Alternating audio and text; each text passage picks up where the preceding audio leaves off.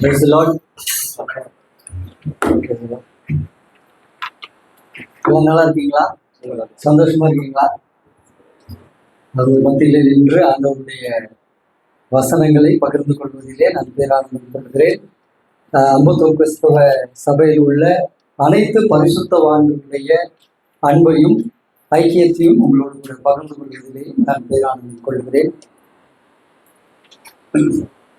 நீங்கள் எங்களுக்காக ஜெபித்து வருகிறீர்கள். உங்கள் ஜெபத்திற்கும் உங்கள் அன்புக்கும் கிறிஸ்துவுக்குள்ளான எல்லா ஐக்கியத்திற்கும் உங்களுக்கு நாங்கள் கிறிஸ்துவுக்குள்ளாக குடும்பமாக நாங்கள் எங்களுடைய நன்றிகளையும் தெரிவித்துக் கொள்கிறோம். இந்த நாளின் செய்தி எப்பொழுதும் போல ரொம்ப நேரம் எவ்வளோ டைம் கொடுத்தாங்களோ அது வரைக்கும் பேச போகிறதில்லை. சொல்ல வர வேண்டிய செய்தியை உங்கள் மத்தியிலே கடத்தி அது எவ்வளோ நேரம் ஆகுதோ அதுக்குள்ள முடிப்பதற்கு அந்த கிருபை செய்வாராக. போன வாட்டி வந்தப்ப உங்களுக்கு ஒரு இல்லஸ்ட்ரேஷனோட அந்த செய்தியை நான் முடித்தேன். என்ன இல்லஸ்ட்ரேஷன் சொன்னால், இந்த பூமியில ஆண்டவர் நமக்கு சோதனைகள் தருகிறார். சோதனையில 2 வகையான சோதனை உண்டு. ஒன்று பரீட்சை, இன்னொன்று நம்முடைய சுய இச்சையினால வரக்கூடிய சோதனை என்று சொல்லி நம்ம தியானித்தோம். ஆண்டவராகிய இயேசு கிறிஸ்து அவருக்கு வந்த சோதனையை அவர் எப்படி மேற்கொண்டார் எப்படின்னு சொல்லி நம்ம தியானித்தோம். இந்த தியானங்களின் மத்தியில கடைசியா முடிக்கும் பொழுது இப்படியாக முடித்தேன். அதிலிருந்து இந்த செய்தியை தொடங்கலாம் என்று சொல்லி நினைக்கிறேன். நம்ம நிறைய நேரத்துல இந்த பூமியில வாழும் பொழுது நம்முடைய வாழ்க்கை ஒரு பயணம் போல இருக்குது. ஒரு பஸ்ஸில் நம்ம பயணம் பண்றோம் வச்சுக்கோங்க. ஒரு மலையில ஏறிட்டு இருக்கிறோம், கொடைக்கானல் மலையில ஏறி கொண்டிருக்கிறோம். நிறைய நேரத்துல அந்த மலை எவ்வளவு அருமையா இருக்கிறது, அதனுடைய காட்சிகள் எவ்வளவு அருமையா இருக்கிறது என்பது நம்மளுக்கு தெரிவதில்லை. ஏன்னா நம்ம நிறைய நேரத்துல என்ன பண்றோம்னா, பஸ்ஸுக்கு உள்ளவே பார்க்கணும். பஸ்ஸுக்குள்ளேயே பார்த்துட்டு இருக்கிறதுனால பஸ்ஸுக்கு வெளியே இருக்கக்கூடிய அந்த இயற்கை எவ்வளவு அருமையானது. அந்த மிஸ்ட் வரும், அந்த இயற்கை சூழல்லாம் பார்க்கும்போது அது ரொம்ப மனசுக்கு ரம்மியமா இருக்கும். பஸ்ஸுக்குள்ள ஏறணும்னு வச்சுக்கோங்களேன், நான் வெளியவே பார்க்கல, பஸ்ஸே பார்த்துட்டு இருக்கேன். இறங்கின உடனே ஒருத்தர் கொடைக்கானல் மலை எவ்வளவு அருமையா இருந்ததுன்னு கேட்டேன். எனக்கு என்னத்த தெரியும், நான் பஸ்ஸுக்குள்ள பார்த்தேன். பஸ்ஸுக்கு வெளியே பார்த்தா தான் அதனுடைய அழகு தெரிஞ்சிருக்கு. அதே போலதான் நம்ம ஆண்டவராக இந்த உலகத்துல வாழ்ந்து கொண்டிருக்கிற நம்மள ஆண்டவர் எப்படி உள்ளவர்களாய் வைத்திருக்கிறார் என்பதை பார்க்காமல் இருப்பதினாலே தான் அநேக நேரத்துல நம்முடைய ஆவிக்குரிய வாழ்க்கை சந்தோஷம் இல்லாம இருக்கு.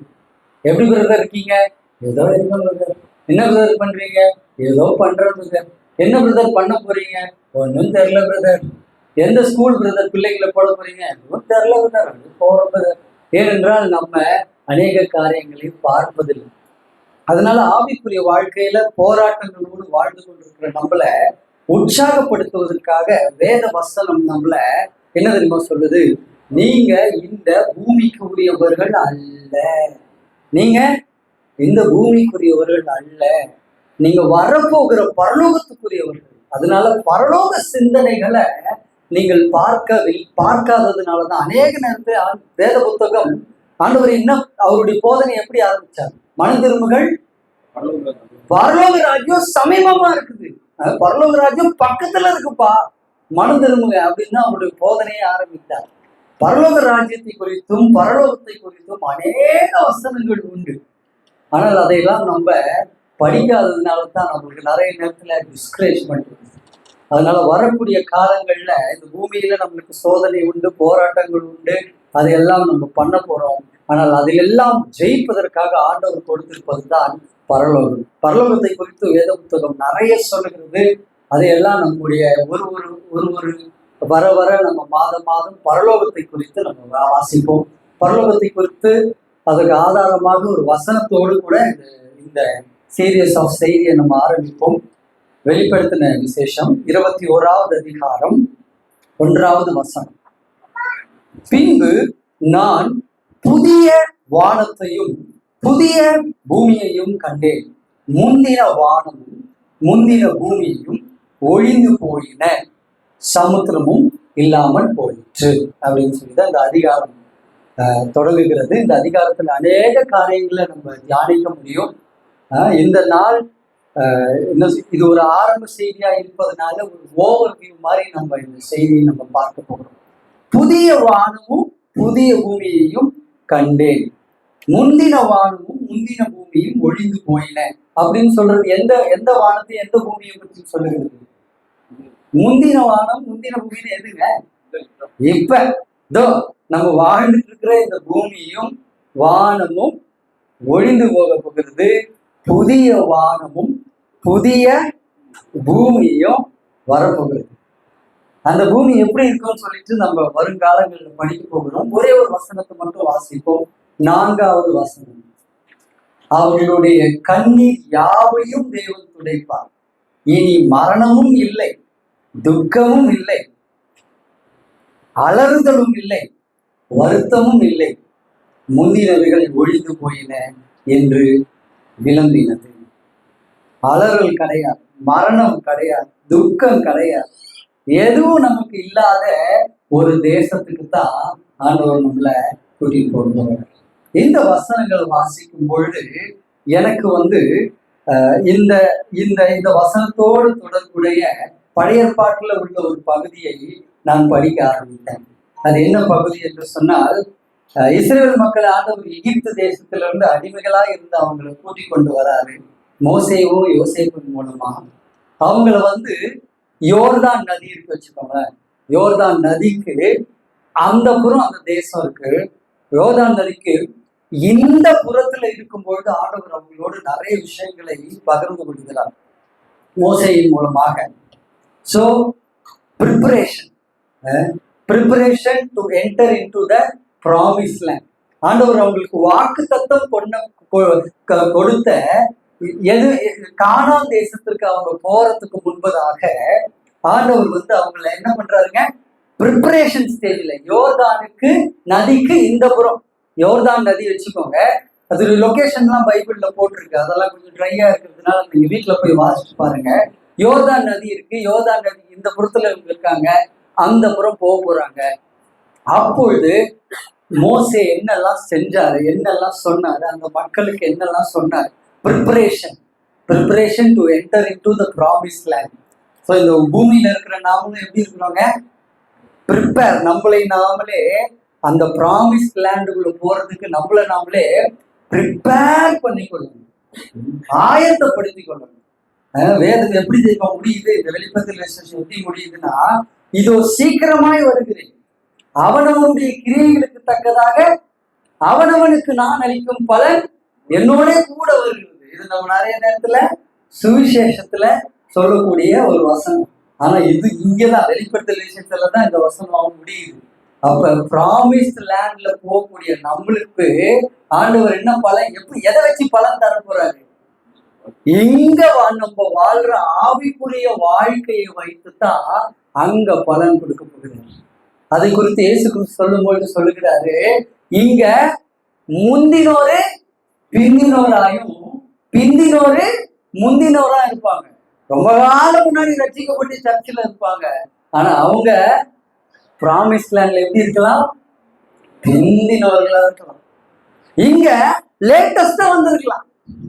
அவங்க ப்ராமிஸ் லேண்ட்ல எப்படி இருப்பாங்க, ஃபர்ஸ்ட் அப்பா உத்தமமான ஊழியக்காரங்க அப்படின்னு கூப்பிடுவார். நம்மளுக்கு எப்படி இருக்கும், ஷாக்கா இருக்கும். என்னதுங்க, ஐயா இந்த பையன் இப்பதானே வந்தான், சுவிசேஷம் நான் தாங்க சொன்னேன், ஐயா அவனுக்கு வசனத்தையும் நான் தாங்க சொல்லி கொடுத்தேன் அப்படின்னு சொல்லுவதற்கும் வாய்ப்பு உண்டு. அதனால இங்க வாழக்கூடிய வாழ்க்கை ரொம்ப ரொம்ப முக்கியம்.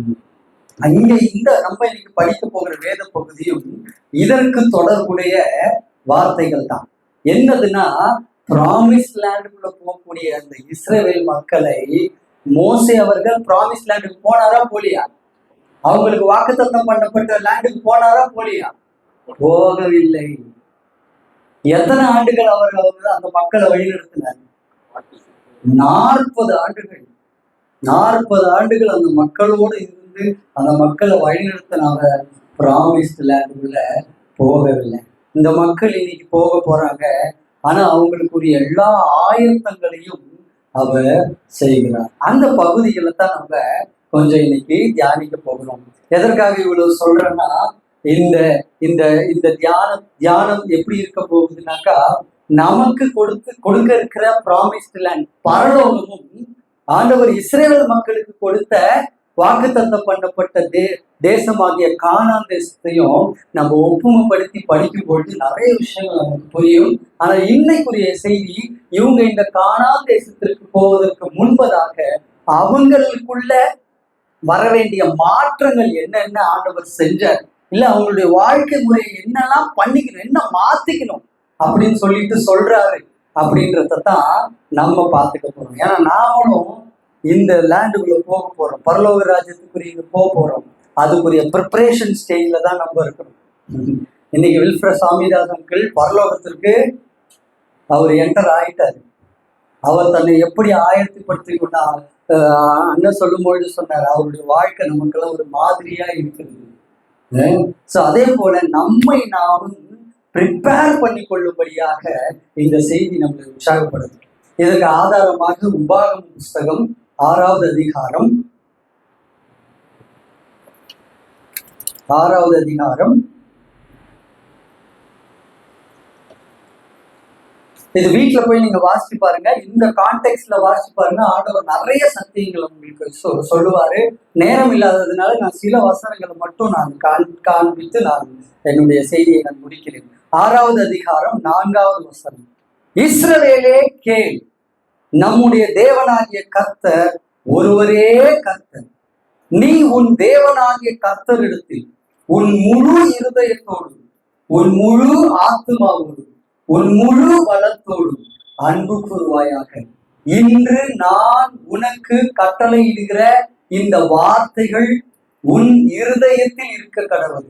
நீ அவைகளை உன் பிள்ளைகளுக்கு கருத்தாய் போதித்து, நீ உன் வீட்டிலே உட்காருகிற போதும், வழியில் நடக்கிற போதும், படுத்து கொள்ளுகிற போதும், எழுந்திருக்கும் போதும் இவைகளை குறித்து பேசி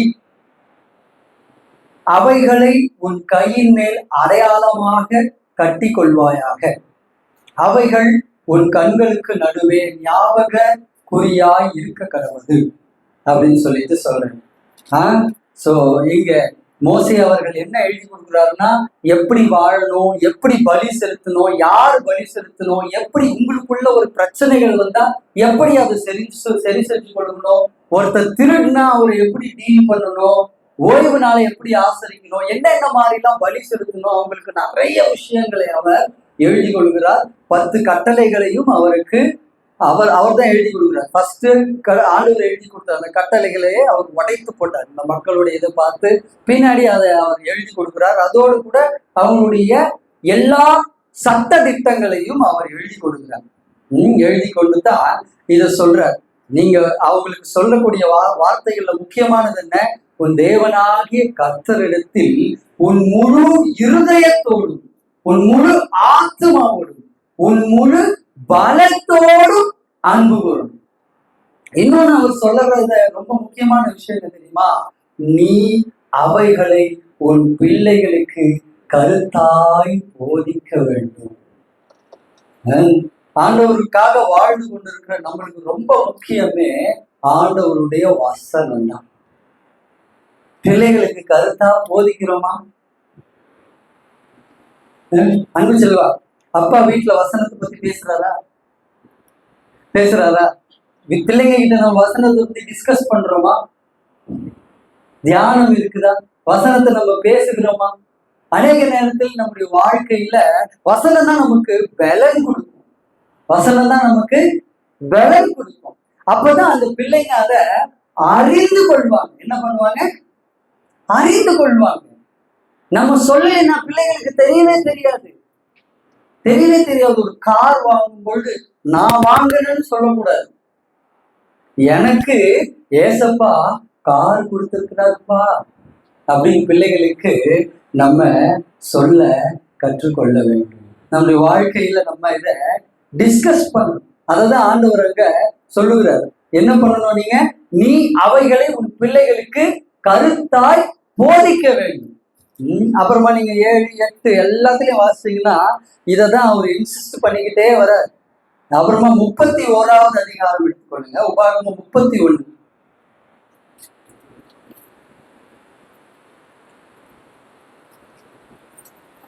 10வது வசனம். இப்ப இவங்களுக்கு இந்த கட்டளைகள் எல்லாம் நம்மளை போல ஒரு புக்கு மாதிரி இல்லை. நம்மளை போல ஒரு புக்கு மாதிரி அவங்களுக்கு புக்கு ஃபார்மேட்ல இல்லை. இன்னும் சொல்ல போனா எல்லாருக்கும் ஆக்சஸ் கிடையாது.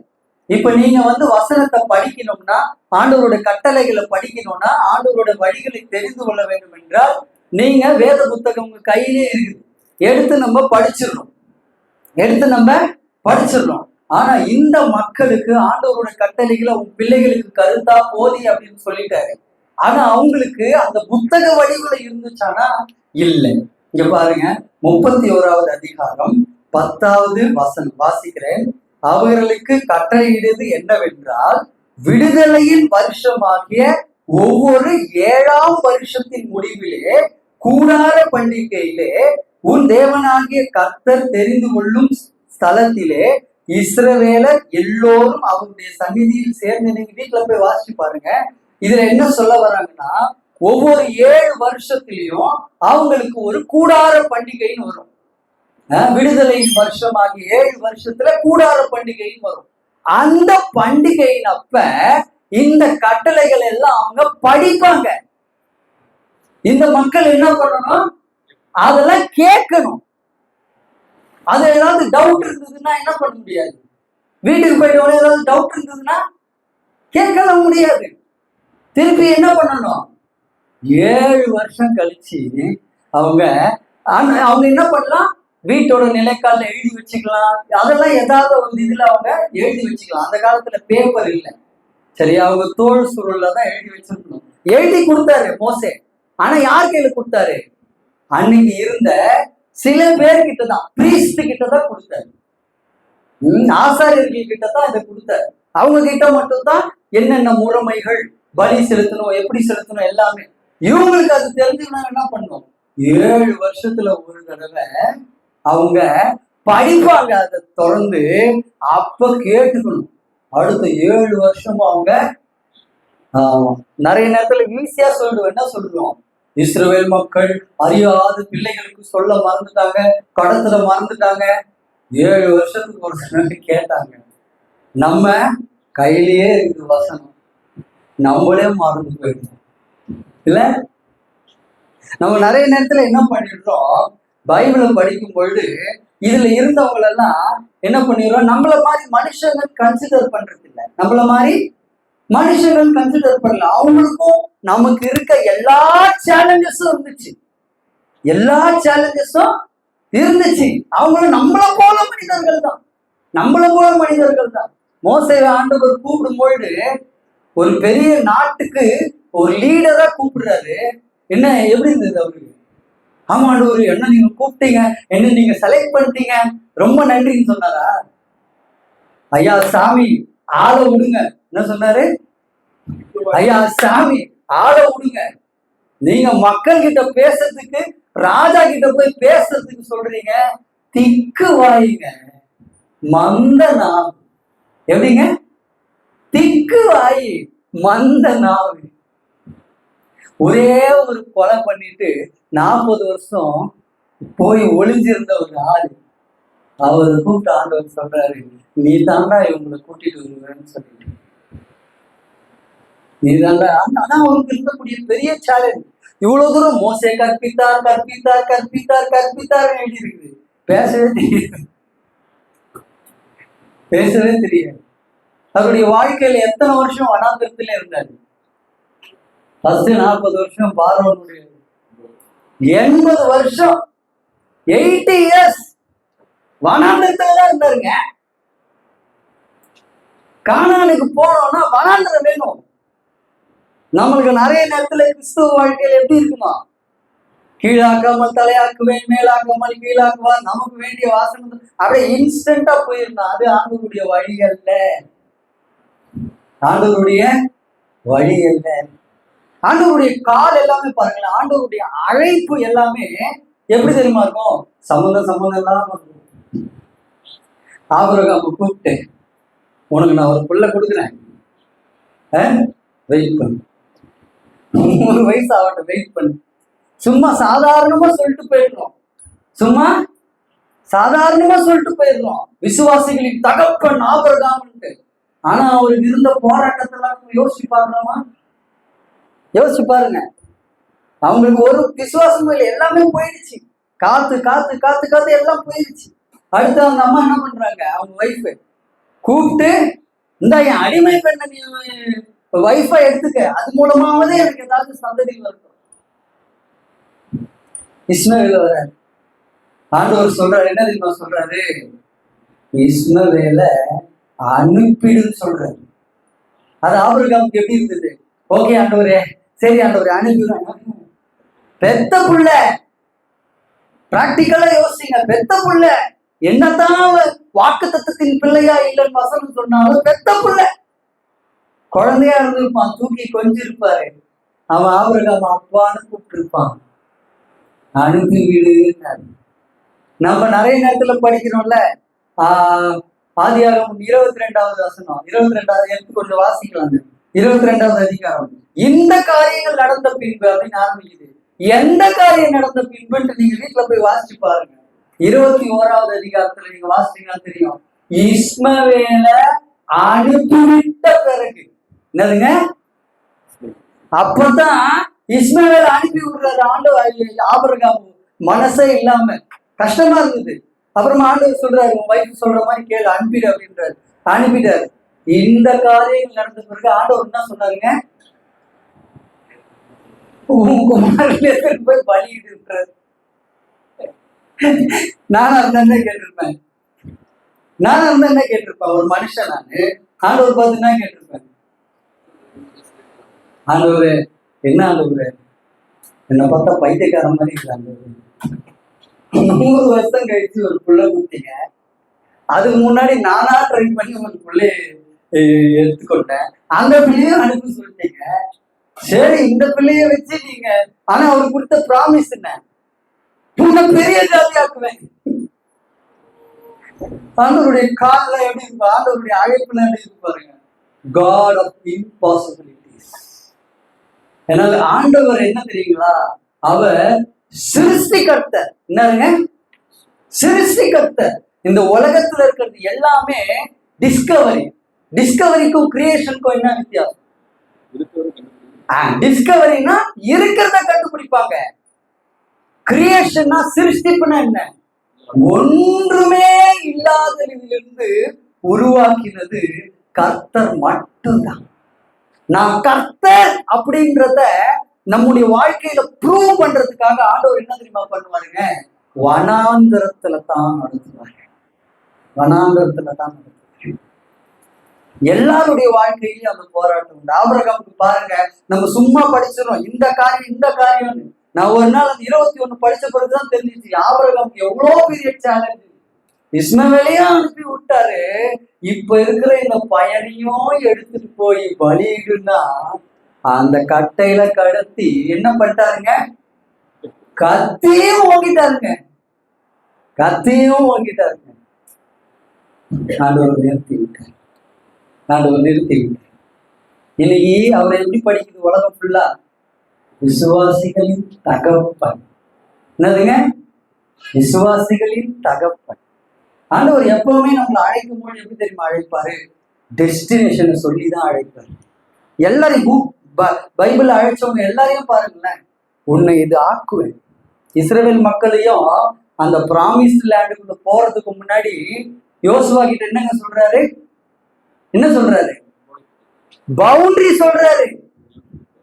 பவுண்டரி சொல்வாரு, கால் மிதிக்கும் தேசத்தை உனக்கு தரேன், பயப்படாத.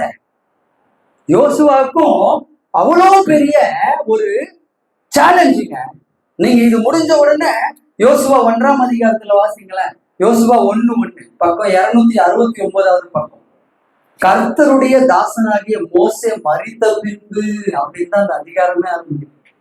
கர்த்தர் மோசேயின் ஊழியக்காரனாகிய நூனின் குமாரனாகிய யோசுவாவை நோக்கி, மோசே இல்ல, மோசே ஆண்டவரத்துல போயிட்டார்.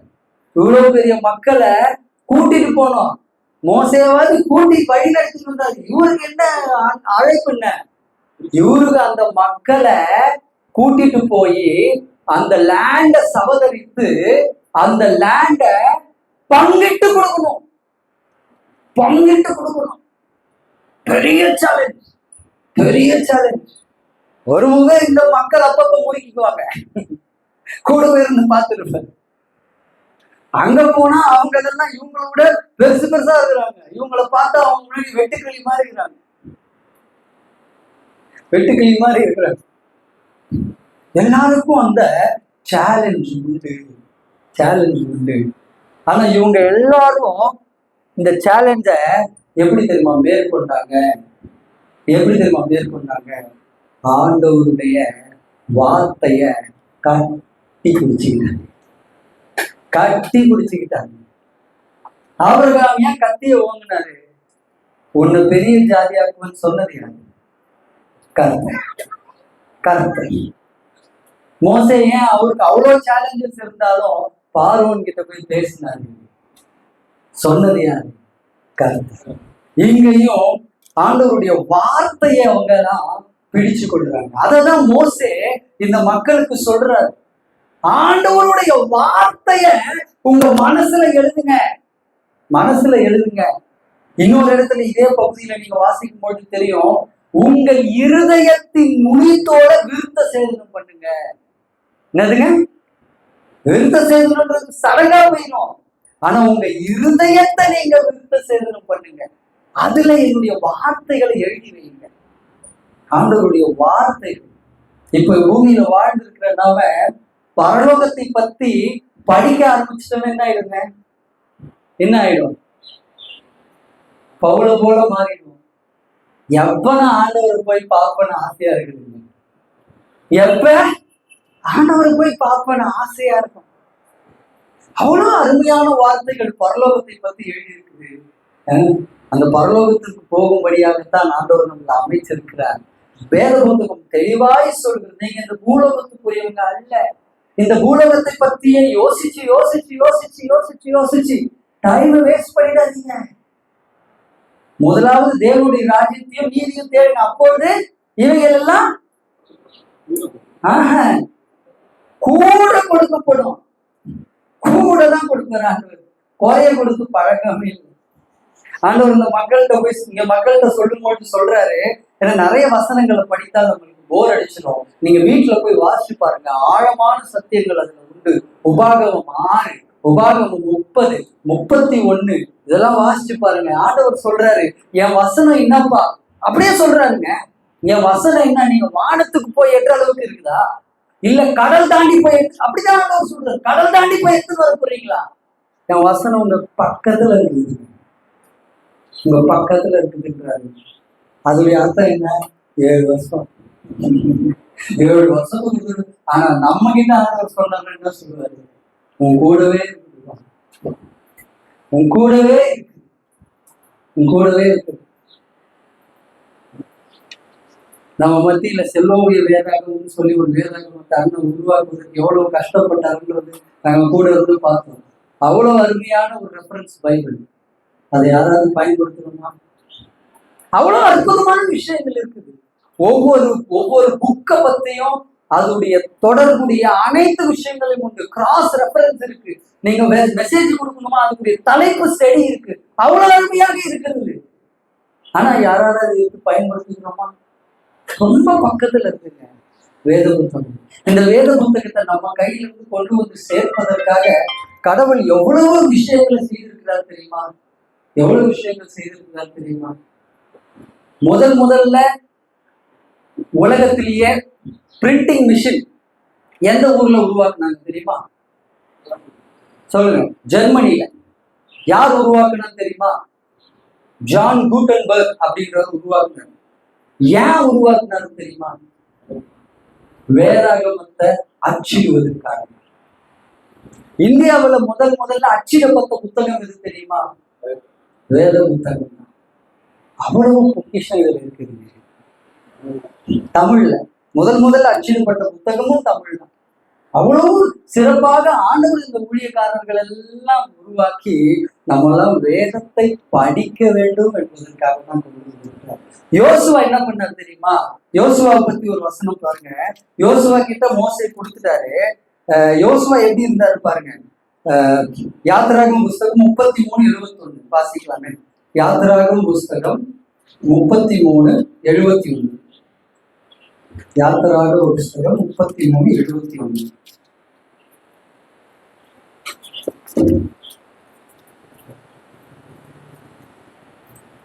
சாரி, 33:17. அப்பொழுது கர்த்தர் மோசேயை நோக்கி, நீ சொன்ன இந்த வார்த்தையின்படியே செய்தேன். உன் கண்ணில் உனக்கு கிருபை கிடைக்கும். நீ பேர் சொல்லி அழைத்து அறிந்திருக்கிறேன். 11வது வசனம். ஒருவன் தன் சிநேகிதரோட பேசுகிறது போல கர்த்தர் மோசேயோட முகமுகமாய் பேசினார். பின்பு அவன் பாளையத்திற்கு திரும்பினான். நூனின் குமாரனாகிய யோசுவா என்னும் அவனுடைய பணிவிடைக்காரனாகிய வாலிபன் ஆசரிப்பு கூடாரத்தை விட்டு பிரியாதிருந்தான். மோசே ஏன் தெரியுமா இவ்வளவு பெரிய பொறுப்புக்கு யோசுவா கிட்ட கொடுக்குறாரு அழைச்சி? அவரும் ஆண்டவருடைய வார்த்தையில ஸ்ட்ராங். ஆண்டவர் மோசேக்கு கொடுத்து எப்படி பேசுறாரு? ஒரு ஃப்ரெண்டு கிட்ட பேசுற மாதிரி பேசுறாரு. அவர் பாளையத்துக்கு திரும்புறாரு. யோசுவா என்ன பண்றாருங்க? ஆசரிப்பு கூடாரத்தை விட்டு பிரியாம இருந்தாரு. நல்லது. ஆண்டவர் என்ன பேசினாரு? இன்னைக்கு என்னத்தை சொல்லி கொடுத்தாரு? இன்னைக்கு உங்க கூட என்ன பேசினாரு? எல்லாத்தையும் அவர் கற்று அறிந்து அவரை தன்னைத்தானே தயார்படுத்திக் கொள்வதற்கு ஆண்டவருடைய வேத வசனத்தான் அவர்கள் பிரயோஜனம். பின்னாட்களில் அவர் அந்த பெரிய காரியத்தை செய்வதற்கு வசனம் தான். இந்த வேத புத்தகத்துல சக்சஸ்ஃபுல்லா இருந்த தேவ மனிதர்கள் எல்லாரையும் பாருங்களேன். அவருடைய வாழ்க்கையில அவங்க வசனத்தை தான் பிடித்துக் கொள்கிறார்கள். உடனே நமக்கு ஒரு ஒரு ஒரு இல்யூஷன் என்ன தெரியுமா இருக்குது? ஜபம் பண்றது ஆண்டவருடைய காரியம் தானே, என்ன சொல்றது, ஊழியம் செய்வது ஆண்டவருடைய காரியம் தானே. இதெல்லாம் பண்ணிட்டா நம்மள நாமே கஸ்டமரியா மாத்திக்கணும். அது முக்கியம் இல்லை. ஆண்டவர் விரும்புகிற மாதிரி ஊழியத்தை செய்கிறோமா? இந்த ஊழியத்துல ஆண்டவர் என்னை எதற்கென்று அழைத்திருக்கிறார், அதை நம்ம தெரிஞ்சுக்கணும்னா வேத வசனங்களை படிக்க படிக்க படிக்கத்தான் we will know our calling. நம்ம நிறைய நேரத்துல ஆண்டவர் என்னை எதற்காக கூப்பிட்டாருன்றதே தெரியலங்க. தெரிஞ்சா தானே அதை நம்ம செய்ய முடியும்.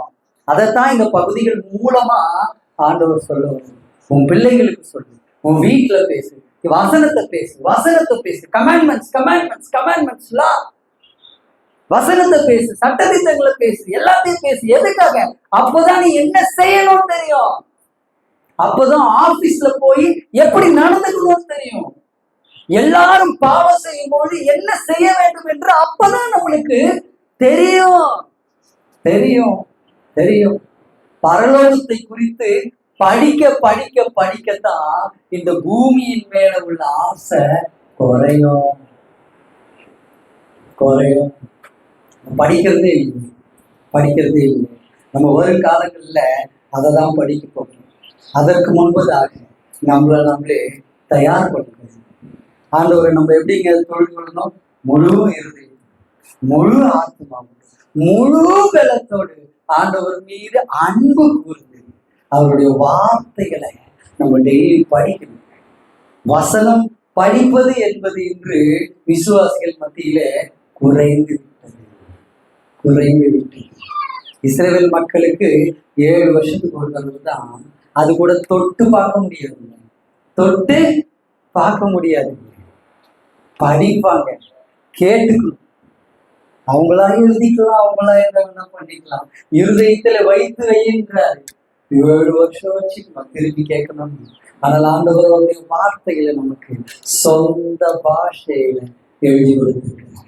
அதுவும் போன் வந்துருச்சு, நீங்க மூல பாஷையிலேயே படிக்க முடியும். அருமையா ஆண்டவருடைய வார்த்தைகளை தியானிக்க முடியும். ஆண்டவருடைய வார்த்தைகளை குறித்து அவ்வளவு செய்திகள் உண்டு. எந்த டாபிக் போட்டு நீங்க யூடியூப்ல போய் செய்தி அடிச்சாலும் அதுக்குரிய செய்தியை கேட்கலாம். ஆனா நம்ம கேட்கிறோமா? ரொம்ப பக்கத்துல இருக்குங்க. ஆண்டவர் அதான் கேட்கிறாரு, என்னுடைய கமெண்ட்மெண்ட்ஸ்லாம் ரொம்ப பக்கத்துல இருக்கு. நீங்க வானத்துக்கு போய் எடுக்கணுமா? இல்ல. கடல் தாண்டி கொண்டு வர போறியா? இல்ல. கொண்டு வந்து சேர்த்துட்டேன். படி, தெரிஞ்சு அப்படின்னு சொல்லுங்க. அதனால இஸ்ரேல் மக்களே 40 வருஷம் வனாந்தரத்துல வந்தாங்க. ஆனால் அந்த டிஸ்டன்ஸை பார்த்தீங்கன்னா அது 40 வருஷம் வர வேண்டிய இடமே இல்லை, சீக்கிரமாவே வந்துடும். எதுக்காக 40 வருஷம் அவங்க கூட்டு வந்தாரு தெரியுமா? அவங்கள அந்த கானான் தேசத்துல எவ்வளவு நாள் வச்சுக்க போகிறாரு? தலைமுறையாக வைத்துக் கொள்ள போகிறார். அதனால 40 வருஷம் வனாந்தரத்துல கூட்டிட்டு வந்தார். அதனால 40 வருஷம் வனாந்தரத்துல அவங்கள ப்ரிப்பேர் பண்றாரு. அதே போலதான் இது நம்மளுக்கு ப்ரிப்பரேஷன் டைம். நம்ம ப்ராமிஸ்ட் லேண்ட், பரலோகத்துல நம்ம எப்படி இருக்க போறோம், எதை பெற்றுக்கொள்ள போகிறோம், என்ன ஆசீர்வாதங்கள் எல்லாம் ஆண்டவர் வச்சிருக்கிறார், என்னைக்காவது நம்ம படிச்சிருக்கிறோமா? பரலோகத்துல ஒரு விசுவாசிகளுக்கு ஆண்டவர் என்னெல்லாம் வச்சிருக்கிறாரு படிச்சிருக்கிறோமா? படிப்போம். வரக்கூடிய காலங்கள் அதான் படிக்க போகிறோம். ஆண்டவர் நமக்கு கொடுத்திருக்கக்கூடிய இந்த பரலோகம் எவ்வளவோ அருமையான இந்த நாள்ல செய்தி, இந்த வசனங்களுடைய செய்திகள்லாம் என்னன்னா, நம்மளாம் இந்த பூமிக்கு நம்மளாம் பரலோகத்துக்குரியவர். இந்த பூமியும் வானமும் ஒழிந்து போகும், அழிந்து போகும். நம்மெல்லாம் அழியாத வாடாத பரலோக வாசிகள் என்பதை நம்ம ஒரு விஷயம் கூட நினைத்து பார்க்கணும். அந்த பரலோகத்துல நானு பெற்றுக்கொள்ளும்படியாக அந்த பொக்கிஷத்தை சேர்த்து வைங்க. இந்த போன வாரத்துல இல்ல இதுவரைக்கும் என்னுடைய வாழ்க்கையில பரலோகத்துல நான் எவ்வளவு பொக்கிஷம் வச்சிருக்கேன்.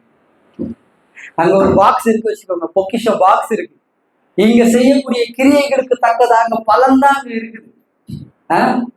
அந்த பாக்ஸ்ல எவ்வளவு சேர்த்து இயேசு கிறிஸ்து சொல்லும்போது அதான் சொல்றாரு, நீ தேவையில்லாம இந்த பூமியில சேர்த்து வைக்காது, திருடன் வந்து திருடிட்டு போயிடுவான். இந்த உலகத்துல ஒரு ஓட்ட நாயகன் இருந்தார். யார் தெரியுமா? Usain Bolt. யாருக்கெல்லாம் தெரியும் உசேன் போல்ட்? உசேன் போல்ட் ஓடி ஓடி தன்னுடைய வாழ்க்கையில சேர்த்து வச்ச எல்லா காசையும் ஒரு இன்வெஸ்டர் மூலமா ஒரு ஒரு ஒரு இன்வெஸ்ட்மெண்ட்ல போட்டாரு. அவனுடைய இன்வெஸ்ட்மெண்ட் எல்லாத்தையும் காலி பண்ணிட்டாரு. இன்வெஸ்ட்மெண்ட் எல்லாத்தையும் காலி பண்ணிட்டாரு. இந்த பூமியில நம்ம என்னதான் முக்கியம் அதான் ஆண்டவர் சொன்னார், எங்க நீ பொக்கிஷத்தை சேர்த்து வைக்காத, எங்க திருடன் வந்து கண்ணமிட்டு திருடுவார்கள். அதற்காக நம்ம எல்லாம் எல்லாவற்றையும் துறந்து அப்படி வாழணும்னு ஆண்டவர் சொல்லலைங்க. ஆகாயத்து பறவை கவனித்துப்பாரு, அதை போஷிக்கிற நானே உன்னை போஷிக்காம இருப்பேன், உன்னை நானே போஷிக்காம இதை பூமியை குறித்து நீ கவலைப்படாத. ஆனா நம்ம என்ன பண்றோம்? பூமிக்குரிய கவலை தான் நம்மளை போட்டு ஆழ்ந்து அமுக்குது. ஏன் என்று சொன்னால் நம்மளாம் பரலோகத்துல புரியவர்கள் என்பதை நம்ம புரிந்து கொள்கிறோம். அதனால இன்னைக்கு நம்ம ஒரு தீர்மானம் எடுப்போம். இந்த வருங்காலங்கள்ல நீங்களும் தியானிச்சுட்டு வாங்க. ஏதோ இங்க நிற்கிறவர்கள் தான் பேசணும், நீங்களாம் கேட்டுட்டு போகணும்னு இல்லை. பரலோகத்தை குறித்த வசனங்களை எடுத்து வாசிக்கணும். நான் இந்த செய்திக்காக ப்ரிப்பேர் பண்ணும் பொழுது பரலோகத்தை குறித்து படிக்க ஆரம்பிக்கும் பொழுது ஆச்சரியமா இருக்கு. எப்படி அருமையான ஒரு இடம் பரலோகம், ரொம்ப அருமையான இடம். அதை குறித்து நம்ம வருங்காலங்களில் தியானிப்போம். அதை குறித்து நம்முடைய பிள்ளைகளுக்கு நம்ம சொல்லுவோம். ஆண்டவருடைய வசனங்களை நம்முடைய வாயில வச்சுக்கணும், இந்த மனசுக்குள்ள வச்சுக்கணும். ஏதோ கடமைக்குன்னு அதை ஆண்டவர் சொல்லிட்டாரு அப்படின்றதுக்காக இல்லை, ஆண்டவர் மேலவுடைய அன்பின் வெளிப்பாடா. அழைப்பு எனக்கு தெரியாது, ஒருவேளை நம்முடைய அழைப்பு இன்னைக்கு ஆபிரகாம் மாதிரி பண்ண என்ன சொல்லுவாங்க, என்ன பைத்தியக்காரன்னு சொல்லுவாங்க. மோசே மாதிரி நான் நடந்துக்கலன்னா என்ன சொல்லுவாங்க? பைத்தியக்காரன் தான் சொல்லுவாங்க. ஆனா என்னுடைய அழைப்பு எனக்கு தான் தெரியும். நான் ஆண்டவர் என்னை எதற்காக கூப்பிட்டாரு அப்படின்றத நான் புரிந்து கொள்ள வேண்டும் என்று சொன்னால் ஆண்டவருடைய வசனத்தை என்னுடைய வாழ்க்கையை நான் கட்டணும். அதனால ஒரு பாடலை பாடி இந்த செய்தியை நம்ம முடிச்சிருவோம். பாடல் 555 555 வனாந்திர யாத்திரையில் களைத்து நாளும் சோர்ந்து போகும் நேரங்களில் நேசரின் கரம் என்னை என்னை தேற்றிலும் என் வாழ்வு செலுத்திடும். இந்த பாடலை பாடி நம்ம முடிப்போம். செய்தி இன்னைக்குரிய செய்தி என்னன்னா, எப்படி இஸ்ரவேல் மக்கள் ப்ராமிஸ் லேண்டுக்கு போறதுக்கு முன்னாடி ஆண்டவர் அவங்களை ப்ரிப்பேர் பண்ணாரோ, அதே போல நம்முடைய ப்ராமிஸ் லேண்டாக பரலோகம் நமக்கு உண்டு. அதற்கு போற தயாராகிற நம்மளை நாமே ஆண்டவருடைய வார்த்தையை படிப்பதற்கு, ஆண்டவருடைய வார்த்தையில நம்முடைய வாழ்க்கையை அமைத்து கொள்வதற்கு கற்றுக்கொள்வோம். பாடலாம் 555. வனாந்தீரையா தீரையில் கலைத்து நான் சோர்ந்து போகும் நேரங்களில், வனாந்தீரையா தீரையில் கலைத்து நான் சோர்ந்து போகும் நேரங்களில், நேசரின் சத்தம் என்னில் கேட்டிடும், நேசரின் சத்தம் என்னில் கேட்டிடும், என் வாழ்வு செழித்திடுவே, என் வாழ்வு செழித்திடுவே. வனாந்தீரையா தீரையில் கலைத்து நான் சோர்ந்து போகும் நேரங்களில், செங்கடல் எதிர்த்து வந்து பங்கம் வந்திடாமல் அங்கு பாதை ஒன்று கண்ணில் தெரியுதே, செங்கடல் எதிர்த்து வந்து பங்கம் வந்திடாமல் அங்கு பாதை ஒன்று கண்ணில் தெரியுதே, விடுவிப்பார் ஆண்டவர் நல்குவார் புதுவரன், தரித்திடும் சத்துருக்கள் அழிந்து மாறுவார், விடுவிப்பார் ஆண்டவர் நல்குவார் புதுவரன், தரித்திடும் சத்துருக்கள் அழிந்து மாறுவார். வனாந்தீரையா தீரையில் கலைத்து நாம் சோர்ந்து போகும் நேரங்களில், தேவனை மறக்க செய்யும் வேதனை நிறைந்த வாழ்வு சத்துரு விதைத்திடும் போது, தேவனை மறக்க செய்யும் வேதனை நிறைந்த வாழ்வு சத்துரு விதைத்திடும் போது, மாறாவின் கசனடி மதுரமாக மாற்றிடும் காரிருள் நீங்கிட வெளிச்சம் தோன்றுமே, மாறாவின் கசனடி மதுரமாக மாறிடும் காரிருள் நீங்கிட வெளிச்சம் தோன்றுமே. வனாந்தீரையா தீரையில் கலைத்து நாம் சோர்ந்து போகும் நேரங்களில், இனிமையற்ற வாழ்வில் நாம் தனிமை என்று எண்ணும் போது மகிமை தேவன் தாங்கிடுவாரே, இனிமையற்ற வாழ்வில் நாம் தனிமை என்று எண்ணும் போது மகிமை தேவன் தாங்கிடுவாரே, இனிமையாமல் நாவை வர்ஷிக்க பண்ணுவார், எனக்கென்றுமே தாழ்வு இல்லையே, இனிமையாமல் நாவை வர்ஷிக்க பண்ணுவார், எனக்கென்றுமே தாழ்வு இல்லையே. வனாந்தீரையா தீரையில் கலைத்து நான் சோர்ந்து போகும் நேரங்களில், வனாந்தீரையா தீரையில் கலைத்து நான் சோர்ந்து போகும் நேரங்களில். ஓகே, வனாந்திரமாக வாழ்ந்து கொண்டிருக்கிற நம்ம அவருடைய வார்த்தையினாலே நம்ம நினைத்துக் கொள்வோம். நம்முடைய வாழ்க்கையை நம்முடைய ப்ராமிஸ்ட் லேண்ட் ஆகிய பரலோகத்திற்கு நேராக நாம் எடுத்துக்கொண்டு செல்ல உதவி செய்வாராக. ஆண்டவரை நாம் மகிமைப்படுத்துகிறார்.